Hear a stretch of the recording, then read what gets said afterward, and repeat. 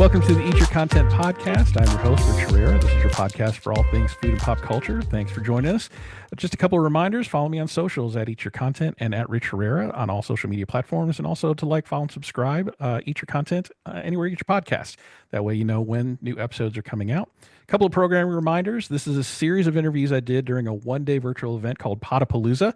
The best way I can describe it is a speed dating match between podcast hosts and podcast guests, where we all kind of got into a room and read bios and decided, yeah, I think I want to have that guest, or yeah, I want to be on that pod. And here we are. It's been a long 10-hour day, but I've met a lot of great guests that I probably would not have met otherwise, and had some great conversations. So with that in mind, I have Paul Brown here with us. Paul Brown is on a mission. He's a passionate advocate for clean water access, the founder of Servant Leadership Charities. Paul, thank you so much for being on the pod. Thank you so much for having me. Grateful to be here. Yeah. So we don't have a lot of time because they allot us about 20, 25 minutes for this. I'm just going to jump right in. Tell me a little bit about yourself. How did you get into the mission of clean water and making sure people have access to clean water? Where were the turns in your life that said, this is what I want my life's work to be? Sure. Yeah, about 15 years ago, I was on one of my favorite authors' website. I was learning about early Christian history, and I saw a book on there about giving to the poor. And I thought, I don't want to read about giving to the poor. I want to learn about early Christian history. And then I thought to myself, do you realize how dumb you sound right now? That So is I early ordered the Christian book. history. uh, yeah, before the church was Romanized and married to the state, it was all about There you go. helping people. So I ordered the book and became convicted that whatever I didn't need would go to help others. And about 6, 7 years later, I was at my first real estate investors conference. And the guy was up there speaking about how you can be great and how you can do well in real estate and how you should buy my course and all that kind of thing. And about that time, I heard a voice that told me, Paul, you're going to fix this water problem in this generation. And Rich, have you ever had four thoughts in a split second? I can't say that I have. Okay, well, I did, and I remember what all four of them were. Wow. But one of them was like are you are you sure you got the right guy? Because I don't have the network or net worth for that kind of thing. But then it also occurred to me that, well, that's really not my problem. If I've been called to do this, I need to just say yes, and the resources will come.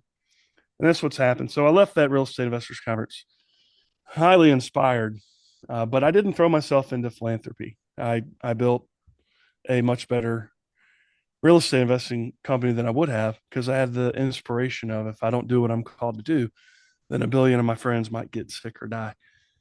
And that caused me to take way more risk and way more action than I would have.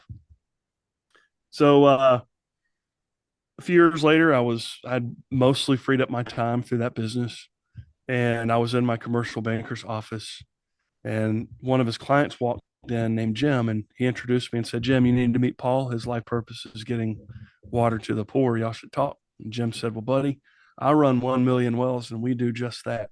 Wow. And he invited me to work with him. And a few years later, I went with him. In 22, I went with him to Malawi and Uganda. We trained up several water well drilling teams.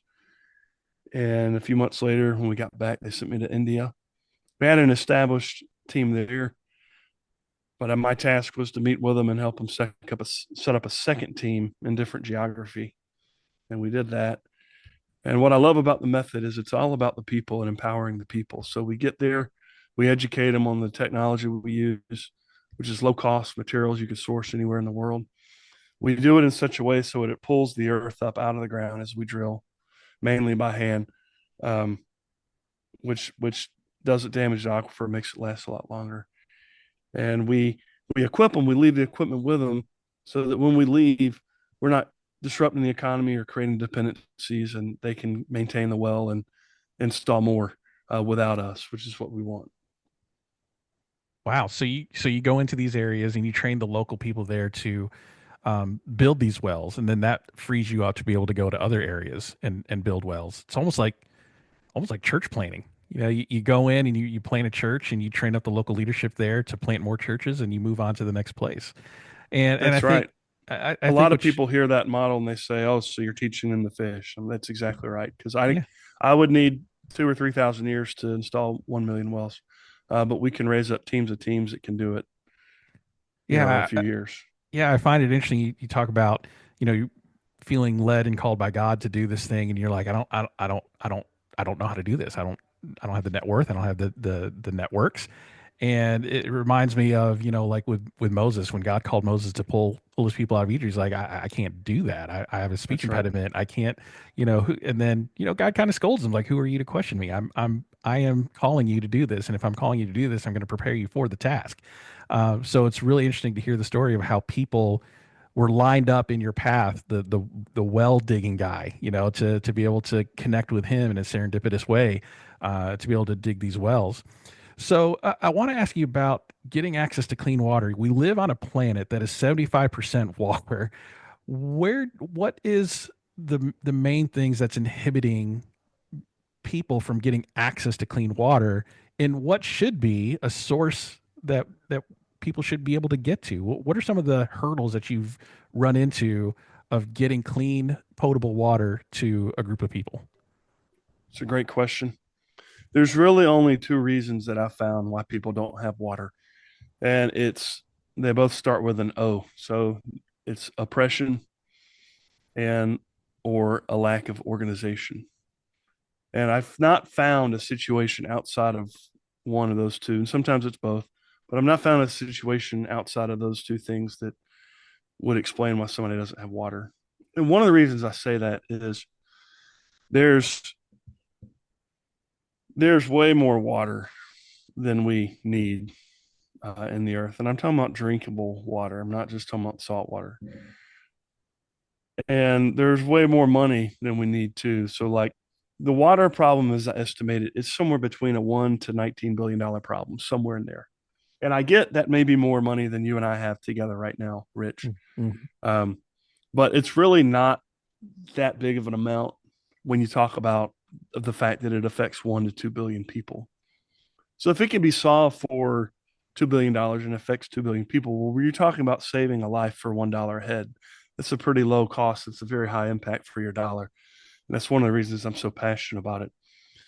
And but the point I'm making is there's one river in Africa that has enough water in it to supply the whole world with all the water we would need. Water can neither be created nor destroyed. And even if water is made impure by what we do to it, even if it's impacted by nuclear, it can still be filtered and brought back to its original pure source. So Mm-hmm. it's not a matter of resources, and it never is. I tell people in business all the time, don't think resources, think resourcefulness. And that's an important philosophy. But it's usually not about resources. It's more about how we're using the time and how we're using those resources. And it's about love. Are we looking out for other people? Yeah. Yeah.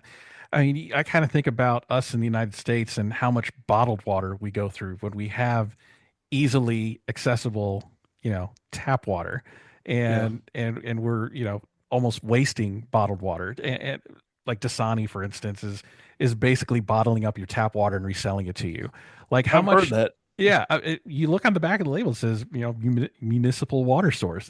That means it's coming from your local city. They're just putting it in a bottle and reselling it to you at 5 times the price.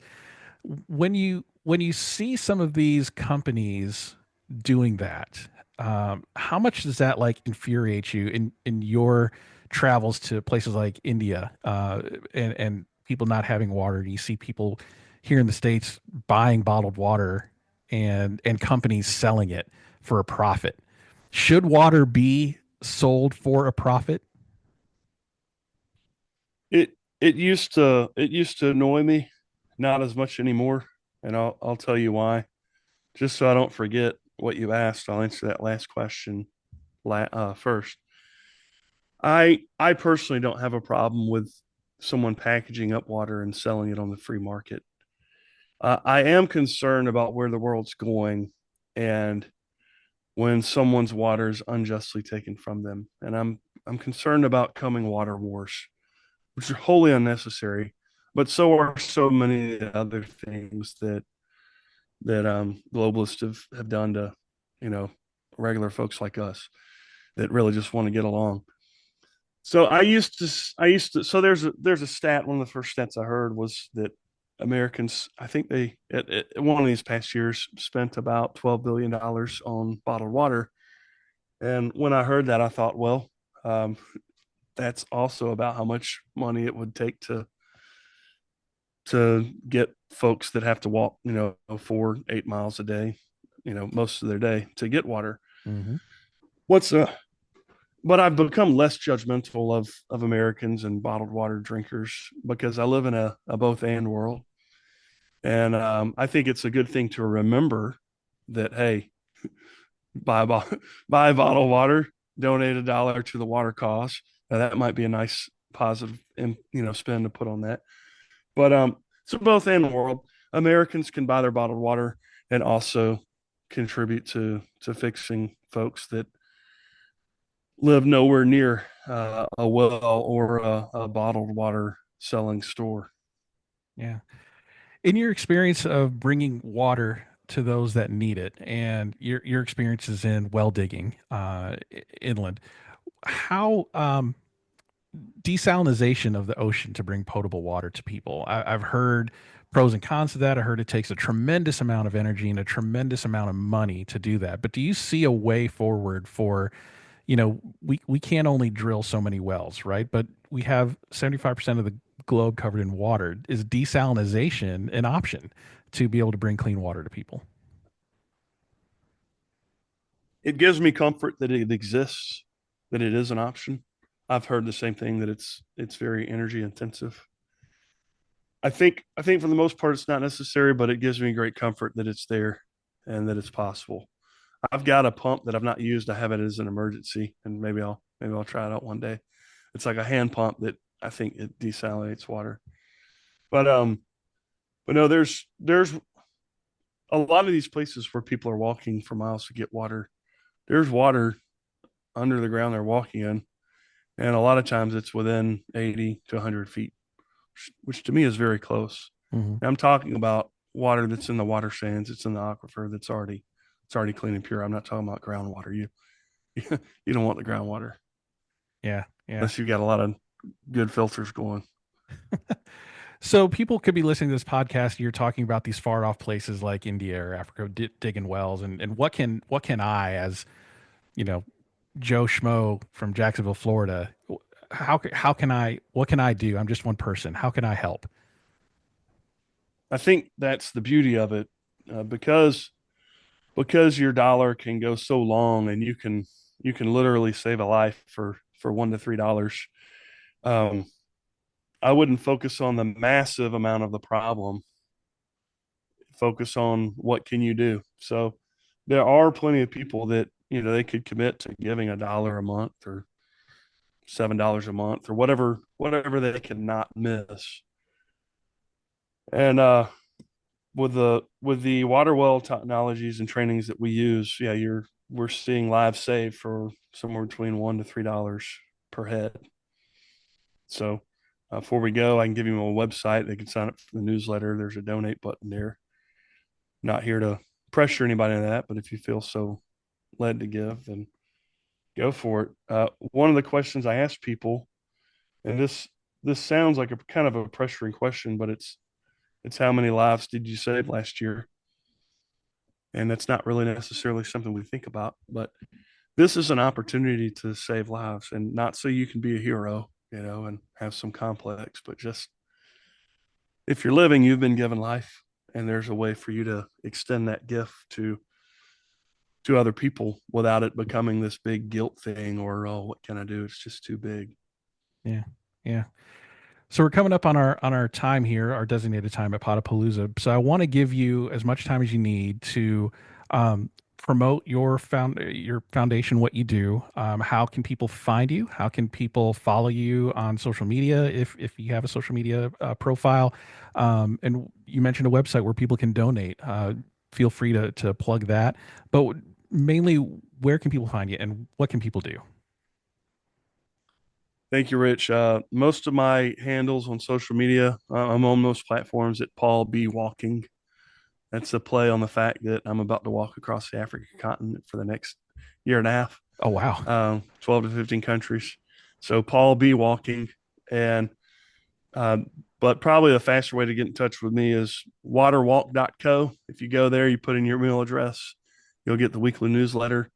I send that. So I'm a real person sending it to you, and the audience a real person. And when you hit reply and you say, "Oh, that's neat that this week you prepped and did such and such," or "Hey, I didn't like it when you said such and such," or "It really resonated with me when you said such and such," those come right into my email in my inbox. I read them, and I usually reply and say thanks for reaching out.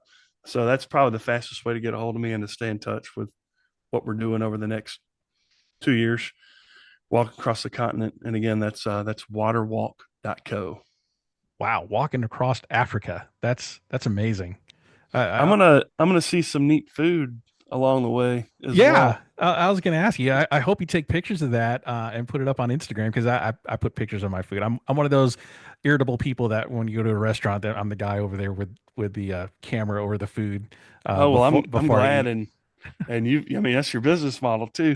Hey, Yeah, I've got a neat food story to tell you about sure. Uganda if you got time. Yeah, man. All right, so first time I was in Uganda, some of the locals were telling me about Rolexes and how I needed a Rolex, and I was thinking, I don't, I've never had a Rolex, never really planned on having a Rolex.